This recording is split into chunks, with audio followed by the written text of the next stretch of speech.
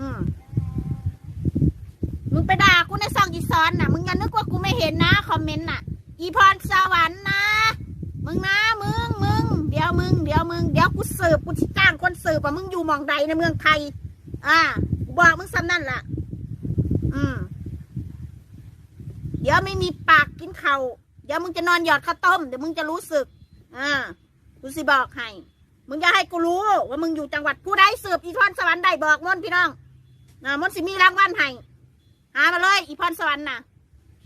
มันให้10,000 บาทเอาที่อยู่มันมาให้ถูกต้องสืบมาเลยมันให้10,000 บาทไปสืบมาเลย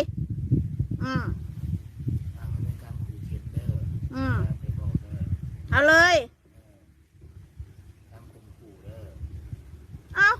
ข่มขู่อะไรเจ้าที่มันด่าเราเสียให้หายล่ะแล้วมันไม่ข่มขู่เหรอเอาดิขึ้นลงขึ้นศาลกูชอบเอาดิอย่านะ